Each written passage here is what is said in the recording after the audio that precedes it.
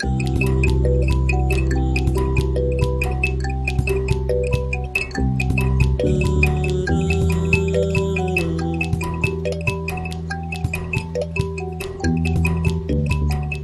I'm Juanito, and I'm gonna be talking to you along with my group members about the whole water pollution project. Michael Bruno. Another thing that we will be talking about in the project will be flood mitigation. And I'm Matt Hohenwalter, and we went to various places in Waukesha County talking about point and non-point sources of pollution, and as Michael said, some flooding techniques, and also some water pollution and wastewater management techniques as well. Had sort of interviewed me for some of them. I'm also a comedic reviewer, so. Yep. Yeah. So, yeah. I hope you enjoyed the great video here. Good, how about you? I'm pretty good, you know, I'm just here at the Knickknick River admiring these wonderful geese out here. Doesn't look like a good environment for them, You know, I've heard that it's pretty bad water, you know, it can get pretty dirty. like, what else is dirty covered? You know, MMSD, they released some sewage wastewater, which is being matter.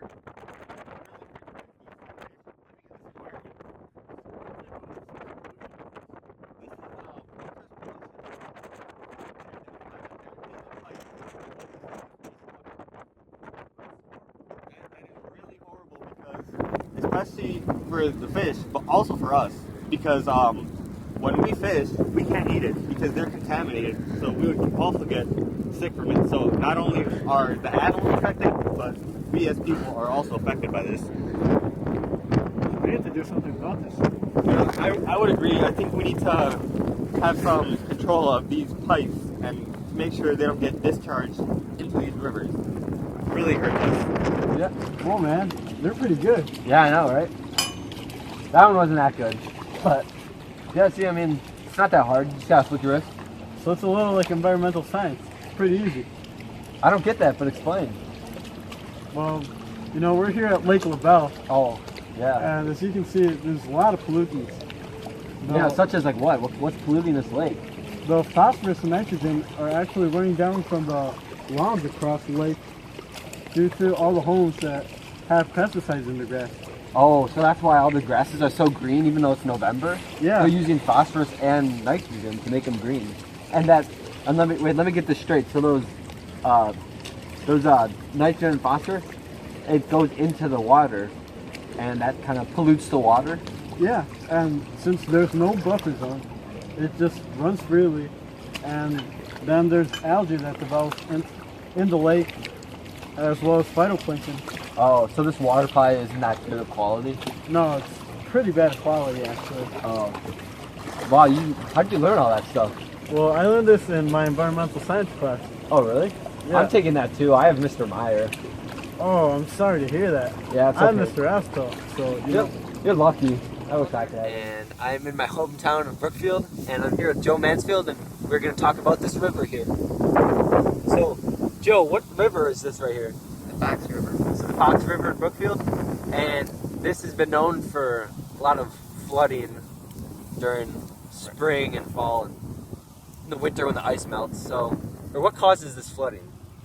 Mainly rainwater, and of course, like the snow melting in the winter, Yeah, and things like that. as I said earlier, I live here in Brookfield, and basically every time it rains, it floods. Upstream, there's some trails that get flooded when it rains, and even some roads too, River Road.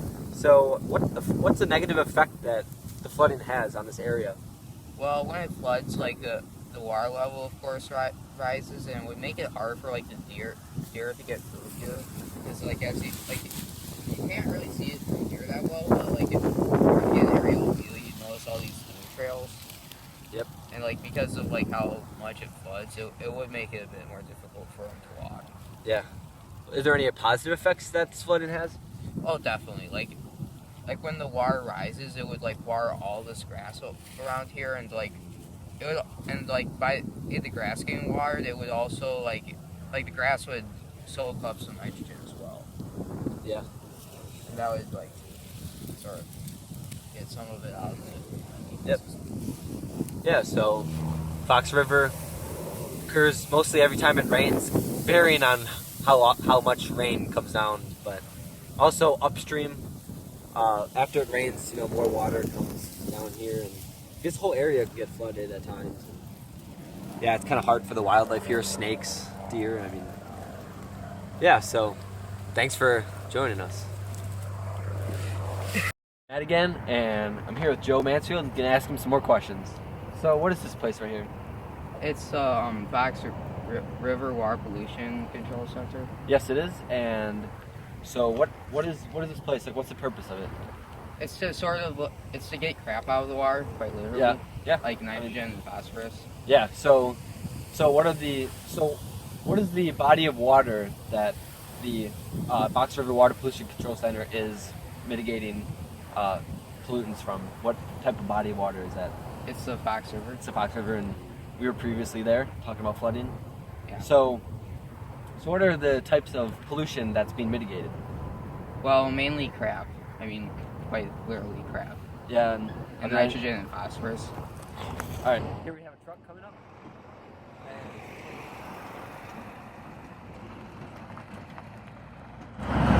Yeah, so I'm guessing in that. What do you think's in that truck over there? Well, it did say like liquid waste management.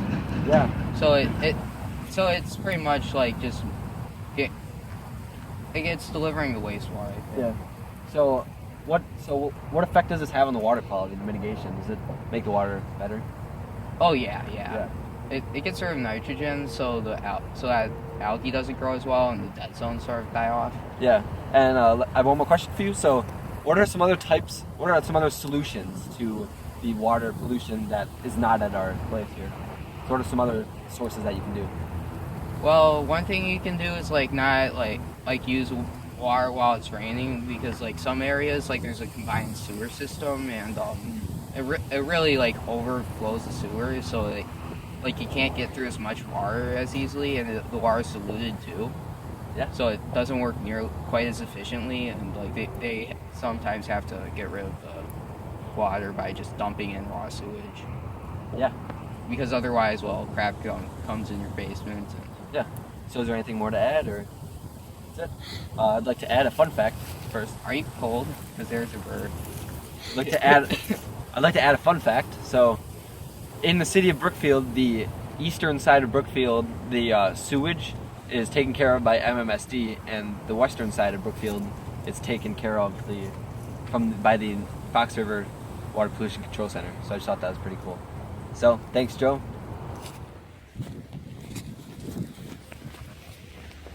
Hey, first one to the creek.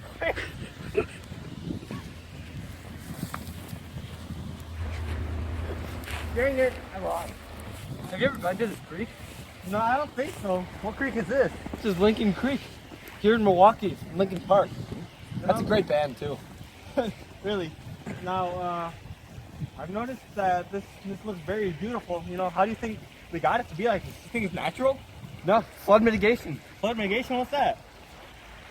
Flood mitigation, they're preventing a lot of floods from occurring here. In the 1970s, they recorded around 4,000 floods here. Really? Yeah, What and do a they lot of do? homes were destroyed and stuff. Yeah, what do they do to stop those floods?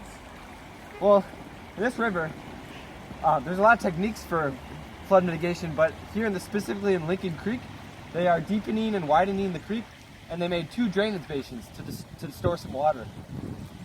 Unlike other techniques, that would be dams or levees, Yeah, I've river heard dams. those. Yeah, but that's not here. But yeah, they're making drainage basins, and overall, it was a good success. So the mitigation of this creek is it's really helping those homes and businesses down that way, right? Yeah, I mean, if there's no flood mitigation here, then those homes and businesses downstream, they would get destroyed. Wow. Because all these hills and stuff, I think flooding would occur very, very likely. And with all this mitigation here, they're really preventing a lot of floods. So in the long run, this flood mitigation is really helping the economy, right? Yeah, Less money overall- spent on the destruction. Overall, it was a decent amount of money to make the mitigation, but I think now, in the long term, it's good for the economy. And I've also noticed that this area is very hilly. There's some hills over there, hills back there. Yep. Do you think when it rains or snows like it is right now, think a lot of runoff comes down to this river? That's why it causes the flooding? Yeah, I think that's what caused the flooding, but I think now with all the mitigation, it's preventing it. So Yeah, we should be all good now, right? yeah. Oh, that's So- pretty nice. Very beautiful area with this snow coming down. Yeah, so like the mitigation, it's not just affecting the flooding. Also, they made the mitigation to improve the water quality. I mean, the water quality is pretty good here, and they also did the mitigation to make the creek prettier too. I mean, Yeah, just look very at this pretty. place. It's along with the snow, it's amazing. Yeah, what a sight. Very beautiful. Here we see some trash, but here I found a bicycle. Don't know why there's a bicycle in here. know- Well, we got to clean that up, Michael. I think, that's the next step, Yeah. Clean out This flood mitigation is a great help, but I think all of us should really try to contribute and clean up these rivers and creeks. Yeah.